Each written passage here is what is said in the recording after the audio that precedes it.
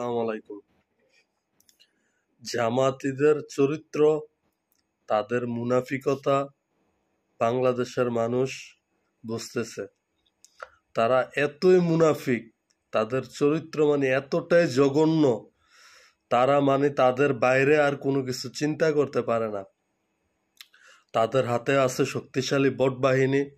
এই বট বাহিনী দিয়ে যত ধরনের প্রোপাগান্ডা, বাংলাদেশে বিশৃঙ্খলা সৃষ্টি, সব কিছুই তারা করে যাচ্ছে।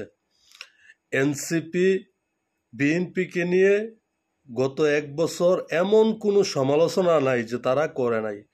তারা যত ধরনের সমালোচনা আছে বিএনপির বিরুদ্ধে তারা করছে। বিএনপির সিনিয়র নেতারা কিছু কিছু জবাব দিছে, তাও একদম সুন্দর ভদ্র ভাষায়।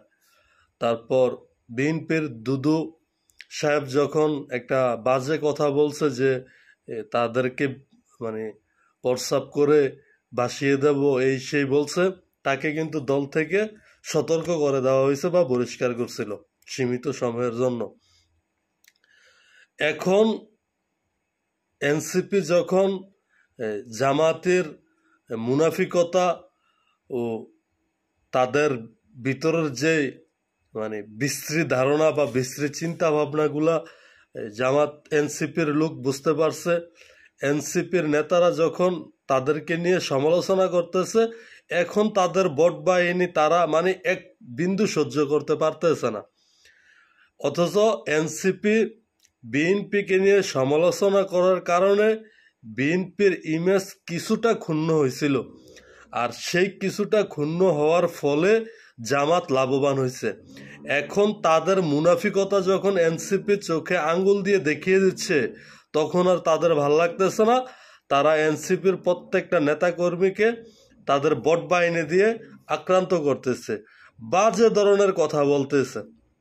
তো জামাতের আসলে মাথার ভিতরে গিলু কম আছে, তাদের মাথার ভিতরে গু ভর্তি। তাদেরকে তাদের নেতা, জামাতের নেতা যেটা বলবে, তারা এটার বাইরে আর কোনো চিন্তাই করবে না, যে নিজের একটা আল্লাহ ব্রেন দিছে, এটা খাটাই যে আসলে আমার নেতা যে এটা বলছে, এটা কি আসলে ভালো বলছে না খারাপ বলছে, ওইরকম কোনো জ্ঞান খাটাবে না। জামাতের নেতা বলছে এইটা নিয়ে ফালাফালি শুরু করে দিবে। এই হচ্ছে এদের ব্রেনের অবস্থা, এই হচ্ছে এদের রাজনৈতিক অবস্থা। তো এইগুলার নিয়ে কথা বলতে রুচিতে বাজে, এইগুলার নিয়ে কথা বলতে চাই না। এগুলার নিয়ে কথা বললে নিজের কাছে ঘিন লাগে যে আসলে কার সাথে কি বলি। জামাতের চরিত্র